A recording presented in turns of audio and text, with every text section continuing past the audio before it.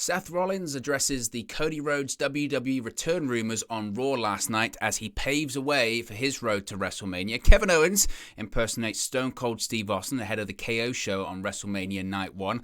Plus, Omos is set for a singles match at WrestleMania, but who's it going to be against? We have an update on that as well. The Miz steals Rey Mysterio's mask. Veer Mohan is finally coming to Monday Night Raw. We know when and where. All this and more in today's WWE news.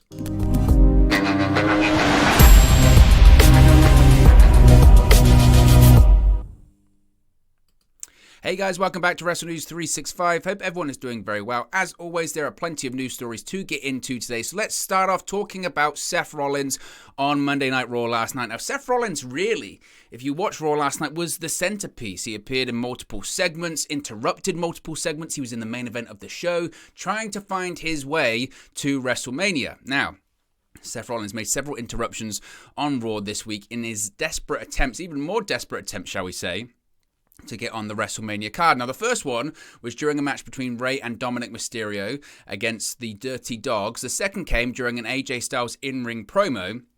During the latter, in that in-ring promo segment, Rollins made several propositions to the Phenomenal One with WrestleMania implications. However, the crowd, as they are doing quite a lot now, it's been building, but especially after the news that Cody Rhodes has officially re-signed with WWE, the crowd began chanting for the American Nightmare, chanting Cody, Cody, Cody, prompting this response from Seth Rollins, quote, "Rumors are a lot of fun." But we're talking about facts here. So Seth Rollins kind of tongue-in-cheek talking about the rumors of Cody Rhodes' return to WWE. Of course, Cody Rhodes is going to be facing Seth Rollins at WrestleMania. But that wasn't the only thing that Seth Rollins did during the show. As I mentioned, he interrupted AJ Styles, and it led to a main event of AJ Styles versus Seth Rollins, with the winner facing the Rated R superstar Edge at WrestleMania. Of course, Seth Rollins and Edge feuded last year over the course of several months, including matches at SummerSlam, Crown Jewel, Hell in a Cell, that kind of stuff. So Seth Rollins thought, you know what, that's my ticket. That's how I'm going to get onto WrestleMania, facing Edge once again. Now, as the match came to its final conclusion, and it must be said, really good main event. Really good main event of Monday Night Raw last night. Several segments during the show were a bit... And to be honest, it must be said, and this is kind of the problem, I guess, in general for WWE television nowadays, that if you missed Raw last night, did you really miss out on anything too big? Did you miss out on anything that was like, oh, I have no idea what's going to happen at WrestleMania? The answer was no. Realistically, it wasn't that newsworthy. Parts of it were good, some segments were good, but that's Raw. Raw, especially when it's 3 hours in length, it will never be a perfect show. Very rarely. I mean, you could probably count on one hand the amount of times where segment to segment you can say, Raw, that was absolutely fantastic. Because it's too long. There's always going to be segments that suck because it's 3 hours. And that's what it was last night. Main event was great. Kevin Owens stuff was great. AJ Styles promo was good. You know, there's some stuff in there, but it's just like, it's so much you're throwing at the wall. Not all of it's going to stick. Nevertheless, as I mentioned, the main event was Seth Rollins versus AJ Styles.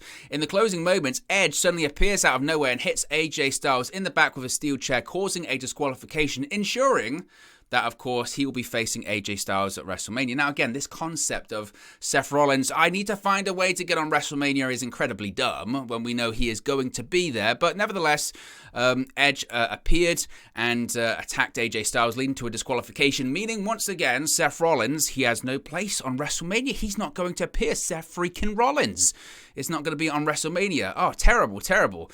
Wow, Rollins was absolutely furious over the outcome. At first, he failed to replace Kevin Owens in the KO show. Now he's failed to renew his old rivalry. Post-match, the Architect took the mic and said that next week's Raw, of course the final Raw before WrestleMania 38, wouldn't happen unless he gets what he wants. Once again, this led to chants of Cody, Cody, Cody from the arena. Seth Rollins was, I thought he was great. It must be said in this segment. And again, I'm not massive on the whole storyline. I think the storyline is quite silly. But he sold it really well, and I think he deserves a lot of credit for that. He, several times, I'm sure he was told to say, like, this is bullshit. The Raw isn't happening next week unless I get my WrestleMania moment. That was the line, but Seth Rollins sold the hell out of it. Not only did he say that once, he sold it said it about a million times in front of the camera. I mean, that guy, that poor censor guy, he was pressing the button to not to bleep it, but to just to drop the audio every time he said it. he was doing that.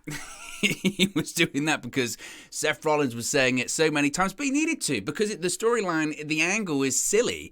So how do you make it work? You sell the hell out of it. You really double down, and that's what Rollins did.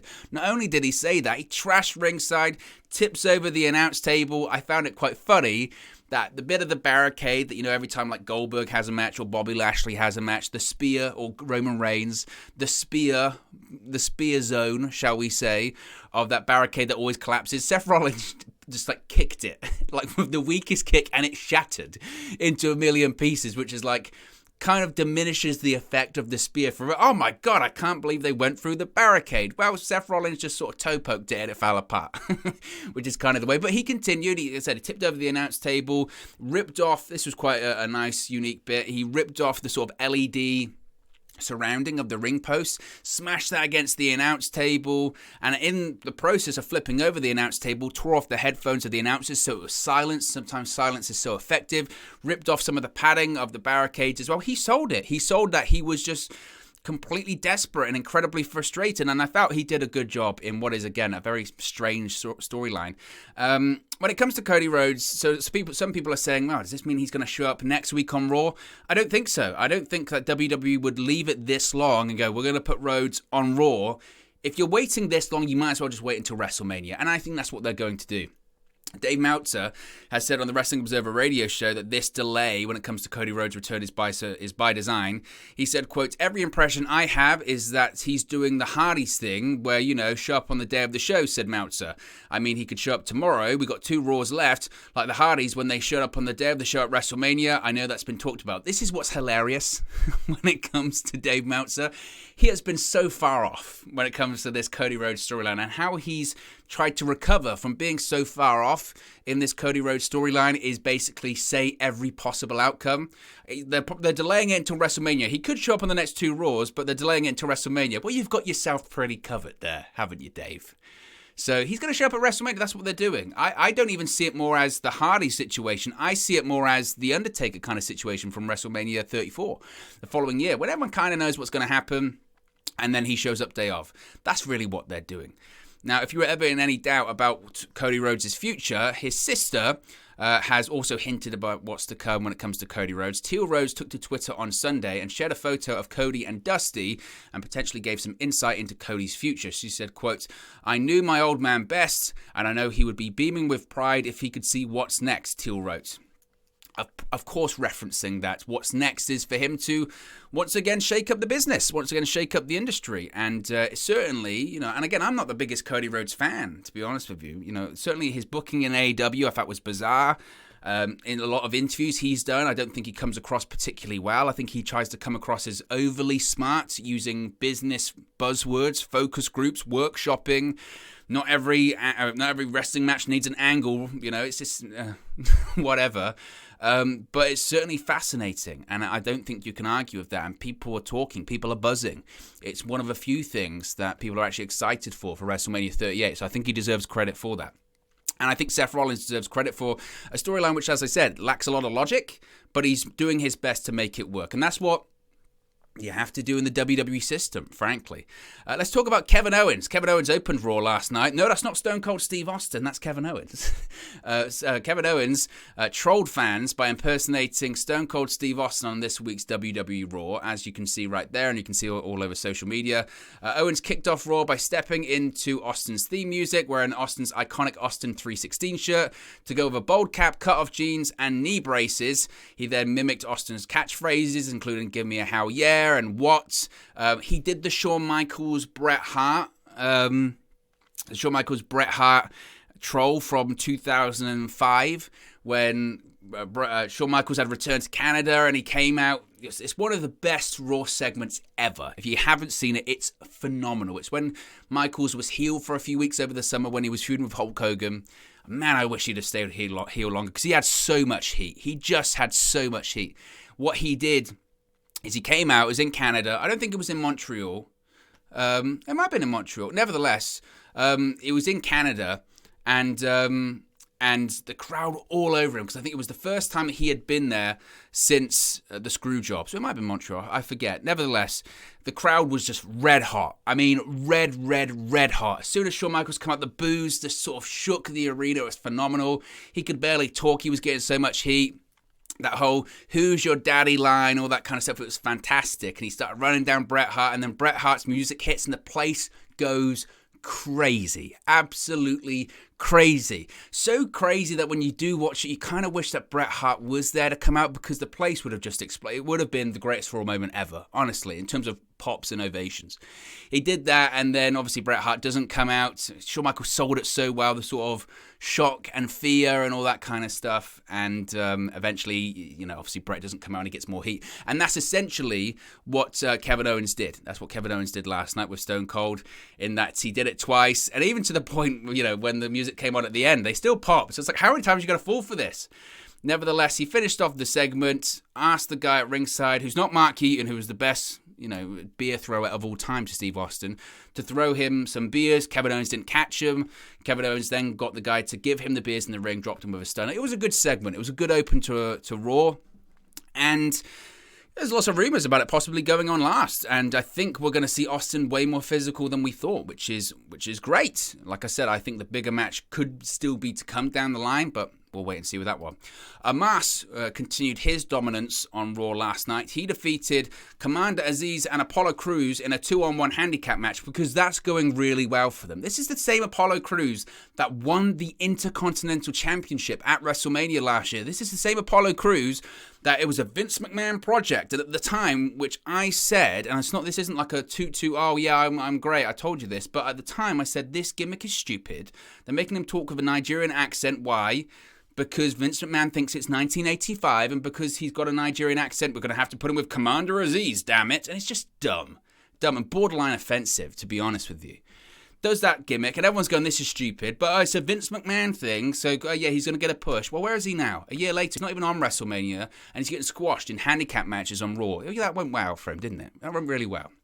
Nevertheless, Omos is dominating Raw, and after his match, he made a menacing statement of intent for WrestleMania, issuing an open challenge to the Raw roster. Now, this comes after WrestleVotes yesterday tweeted that Omos was scheduled for a big-time match at WrestleMania. He didn't, at the time, list an opponent for Omos, said it's not what people are thinking. So people, rightfully so, said, okay, well, what's going on then with Omos? Who's he going to be facing? And the rumor mill went into overdrive.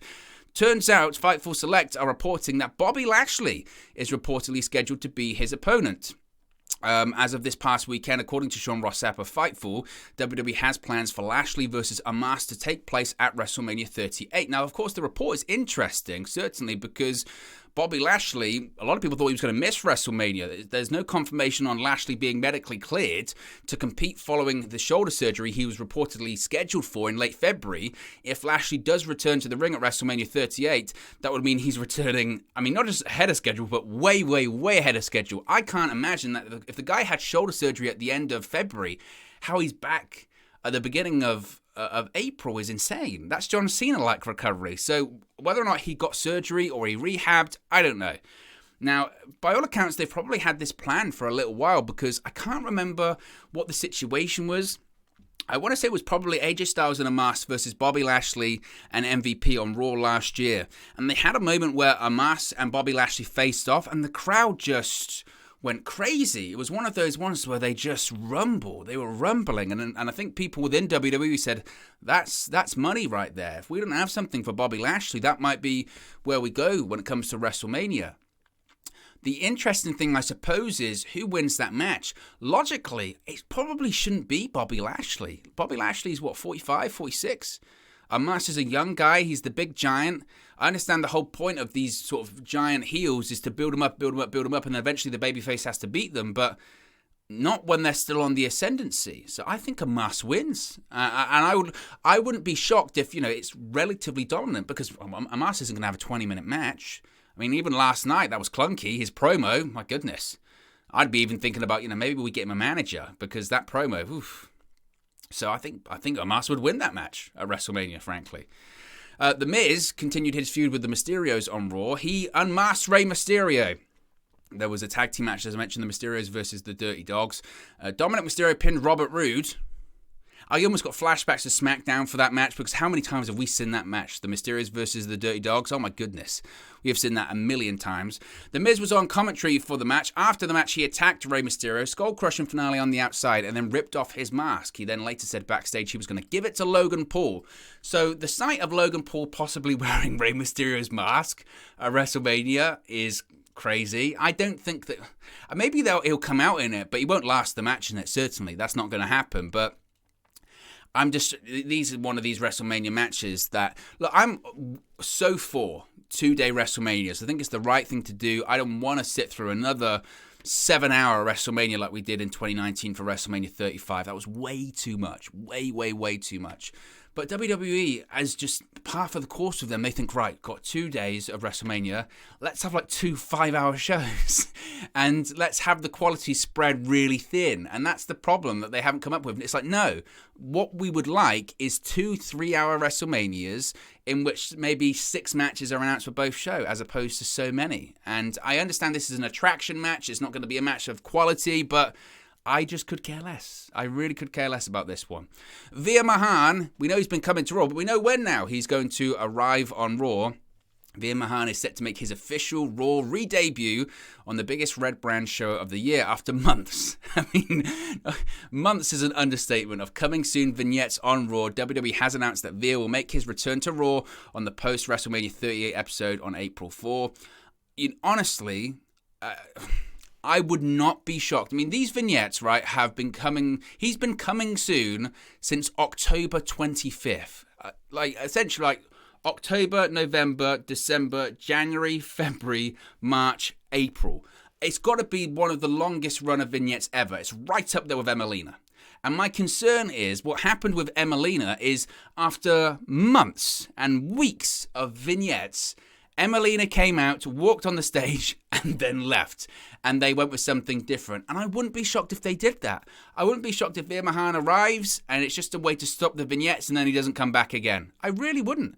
Or WWE, they love a troll. So I wouldn't be surprised if he comes out and he loses in maybe 30 seconds. Because they've got no plan. It's been widely reported they have no plan for Veer Mahan. So who knows what he's going to be doing. I'm just glad to see it come to an end. But to be honest... I think WWE, they kind of fell into a bit of luck because they had no real planned or end date for these vignettes. And because it just lasted so long and it was so ridiculous, like every time they've done the vignette on social media, people go wild. Like it gets some of the best engagement. And they're probably thinking, well, we've got to do something, I guess, then. For whatever reason, he struck a chord. Let's see what happens. But this was definitely not the plan at the beginning because they had none. But Veer Mahan finally is going to be coming to Raw. We have some updates when it comes to WrestleMania matches. As expected, the Raw Tag Team Championship match has changed when it comes to WrestleMania 38. It's now a triple threat match in RK Bro facing the Street Profits and Alpha Academy. I'm excited for this one because the triple threat match a couple of weeks ago on Raw that had Seth Rollins and Kevin Owens in was fantastic. One of the best Raw matches we've seen in a really, really long time. Now, no disrespect to the Street Profits, but I think, taking out Seth Rollins and Kevin Owens, that's a blow to that one, but... Will it be as good as that? Probably not, and because it probably won't get as much time. You have to remember that match on Raw went like 40 minutes or something. It went through so many segments. It essentially was the first hour of the show. And they're not going to get that much time at WrestleMania. But I'm excited for it, and it should be a good match. I don't expect a title change either, unless they do the turn with RK Bro, or the split rather, and I don't think they will. Finally, a bit of NXT UK news. We never talk about NXT UK on here because, frankly, there's no reason to. But the WWE NXT UK future, Flash Morgan Webster, is reportedly up in the air. Webster's WWE contract was set to expire in February, but Fightful Select reports that contract negotiations have stalled. Webster is now working with a short-term extension, but that is also expiring very soon. Word going around is that Webster rejected WWE's initial contract renewal offer.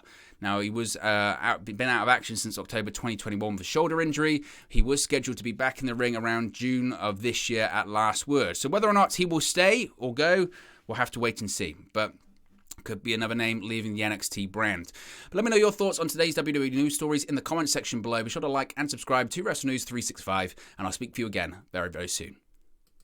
Hey guys, thank you for watching, listening, streaming, or however you come across this video today. Be sure to click on the video on the right there to watch our next video, or click the bottom there to subscribe, or the bottom right hand corner. Thank you very much, and I'll speak to you again very soon.